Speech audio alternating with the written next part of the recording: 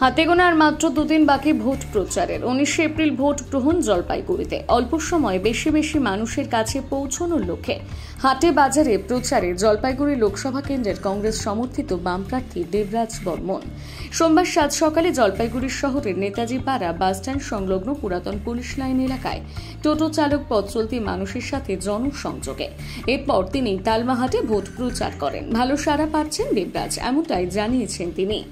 বাকি প্রচারের দুদিন, তারপরে তো 4 দিন পরেই ভোট, কি বলবেন? সারা তো খুব ভালো পাচ্ছি। আর এখন যেহেতু জলপাইগুড়িতে মোটামুটি শহরের বুকে যেটা চিনে মানে অনেকেই চিনে গেছে বা চিনতো বুঝে এসেছে এই ছেলেটাই দাঁড়িয়েছে, তো তারা নিজেরা এসে কথা বলছে। হ্যাঁ, তো সারা খুব ভালো পাচ্ছি। তো এই কয়দিনে আর 2 দিন হাতে, 2.5 দিন আর কি বলতে গেলে।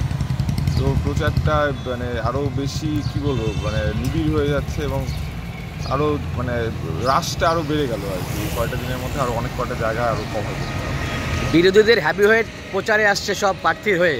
গতকালকে মিঠুন এসছে ময়নাগুড়িতে এবং মমতা ব্যানার্জি আগামীকাল ময়নাগুড়িতে।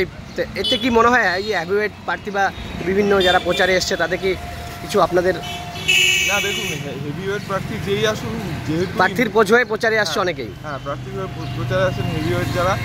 এই প্রশ্নের উত্তরগুলো কিন্তু কারো কাছেই নেই। যে প্রশ্নগুলো জলপাইগুড়ির মানুষ করছে সেই উত্তর 5 বছরে তৃণমূল যে এমএলএ আছেন বা তারপরে যিনি এমপি আছেন বিজেপি, তারা 5 বছরে জলপাইগুড়ির জন্য কী কাজটা করেছেন এই উত্তর কিন্তু এই মানে হেভিওয়েট যারা প্রার্থী আছেন এবং হেভিওয়েট যারা এনাদের প্রচারে আসছেন তাদের কারো কাছেই উত্তরগুলো নেই। সুতরাং সেটা সেরকম কোনো ব্যাপার হবে না। জলপাইগুড়িতে বিশেষ করে আপনি চা বলায় শুরু থেকেই দেখা গেছে আপনি এই রোদ বৃষ্টি ঝড়কে অপেক্ষা করেই কি আশা করছেন, বিশেষ করে বড় অংশের চা বলয়ের ভোট? দেখুন, চা শ্রমিকরা এটা তো কাস্তে হাতুড়ি তারার পার্টি, সবসময় চা শ্রমিকদের পার্টি। এবং আমাদের যে জয়েন্ট ফোরামের একসাথে হয়ে তারপরে সিআইটিউ, এরা তো সবসময় চা শ্রমিকদের আন্দোলনের মধ্যে আছে। হ্যাঁ, সে মিনিমাম ওয়েজ বলুন, জমির পাট্টা বলুন, তাদের যে গ্র্যাচুইটি, ফিল্ড বেনিফিট এগুলো বলুন, সব কিছুতে এরা আগা করেই আছে। সুতরাং তাদের সমর্থন আমাদের সাথেই আছে এবং থাকবে। কর্মসূচি কি রয়েছে আরও? আজকে তো শহরে যে শুরু করলেন সকালে।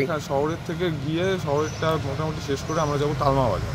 তালমা হাটে গিয়ে সেখানে জনসংযোগ কর্মসূচির পরে তারপরে হচ্ছে সদর। আপনি কি হাটটাকে বা বাজারটাকে সকাল সকাল একটু বেশি মানুষ পাবেন বলে একটা টার্গেট, মানে একটু মানুষের সঙ্গে পরিচিতিটা হবে বলে? মানে সময়টা কম, যত মানে অল্প সময়ে বেশি মানুষের কাছে পৌঁছানো যায়, মানুষের কাছে পৌঁছানোটাই আসল। তার জন্য এই হাট বাজার যেখানে মানে জনসমাগমটা বেশি হয় সেই জায়গাগুলো। জেতার ব্যাপারে কতটা আশাবাদী? জেতার ব্যাপারে সম্পূর্ণ আশাবাদী।